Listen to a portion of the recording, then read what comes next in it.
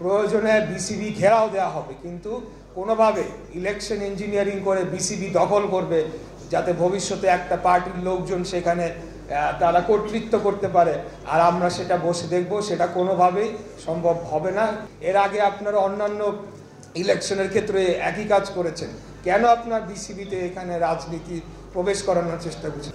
বর্তমান সরকার একটি অস্থায়ী অন্তর্বর্তীকালীন সরকার, তারা রাজনৈতিকভাবে নিজেদেরকে বিভিন্নভাবে জড়িয়ে তারা এখানে রাজনৈতিক ফায়দা লোটার চেষ্টা করছে।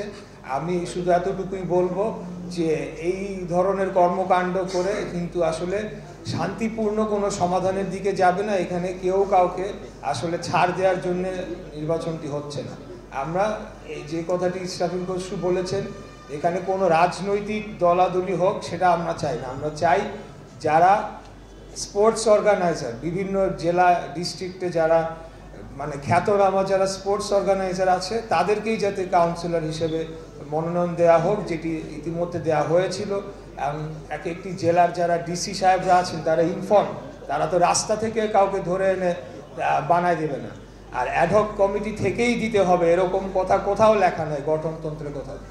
তাই এটা নিয়ে যদি আর বেশি বাড়াবাড়ি করা হয়, প্রয়োজনে বিসিবি ঘেরাও দেওয়া হবে, কিন্তু কোনোভাবে ইলেকশন ইঞ্জিনিয়ারিং করে বিসিবি দখল করবে যাতে ভবিষ্যতে একটা পার্টির লোকজন সেখানে তারা কর্তৃত্ব করতে পারে আর আমরা সেটা বসে দেখব, সেটা কোনোভাবেই সম্ভব হবে না। এটা আমরা কোনোভাবেই হতে দিব না। এটা আমাদের স্পষ্ট বার্তা।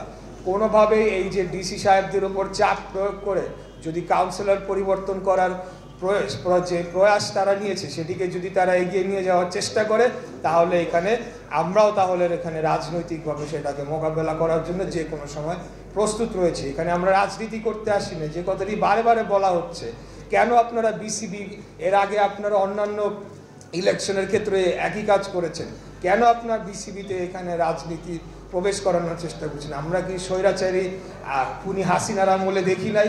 একজন ব্যক্তি জনাব পাপন, উনি বিসিবি ফেস ওই ভদ্রলোক ছিলেন, উনি একজন স্বৈরাচারের ডিকটেটরের মতো চালিয়েছেন। এখনো আমরা দেখছি যে সেই রাহু থেকে আমরা বিসিবিকে মুক্ত করতে পারি নাই, স্পোর্টস এরিনাকে আমরা মুক্ত করতে পারি নাই। বিভিন্ন জায়গায় হস্তক্ষেপ করা হচ্ছে। এই হস্তক্ষেপ অবিলম্বে বন্ধ করুন, তা না হয়তো আমরাও আমাদের যে প্রতিবাদের যে প্রয়োজনীয় যে ভাষা পন্থা সেটিকে আমরা বেছে নিতে বাধ্য হব। ধন্যবাদ সকলকে।